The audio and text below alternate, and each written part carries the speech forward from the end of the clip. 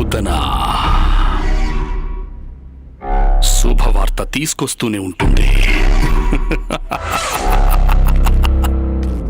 మహారాజ్కి జయ.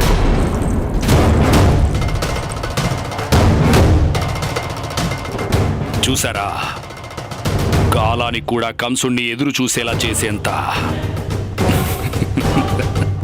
ధైర్యం చేయలేదు మహారాణి. లోపలికి తీసుకురా తనని. ఎవరిని మహారాజా?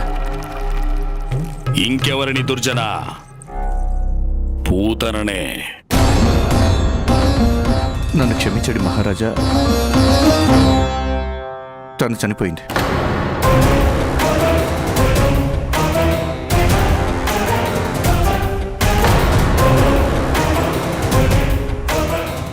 ఏంటి? ఏమిటి? మళ్ళీ చెప్పు.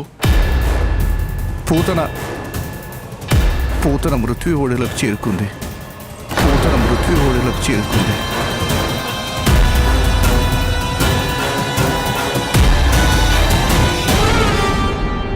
పూతన మరణ వార్త వినగానే కంసుడు క్రోధాగ్నితో రగిలిపోతాడు. ఆ చిన్నారి బాలలను చంపమని పూతనని ఆ కంసుడు పంపించాడా? అంతటి క్రూరుడు, అంతటి స్వార్థపరుడు కూడా ఉంటాడా? కంసుడు భయానికి అంతులేదన్నయ్య. అందుకే నాకు భయంగా ఉందన్నయ్య. ఆ కంసుడు ఇంకా ఏం చేస్తాడో ఏమో. ఆ పూతన మరణం మన నందభవనంలో మన కన్నయ్యని అంతం చేసే సమయంలో జరిగింది. నందభవనంలోనా?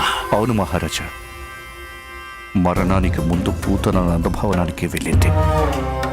నందుడి పుత్రుడిని చంపే ప్రయత్నమే చేస్తుంది.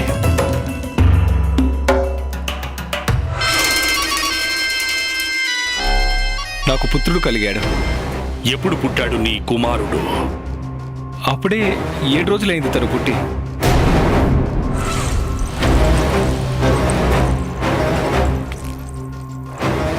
మరి ఇప్పుడు ఆ బాలుడు ఎలా ఉన్నాడు? ఆ బాలుడా ఎలా చెప్పాలి మహారాజా? తనకి చిన్న గాయం కూడా కలగలేదు.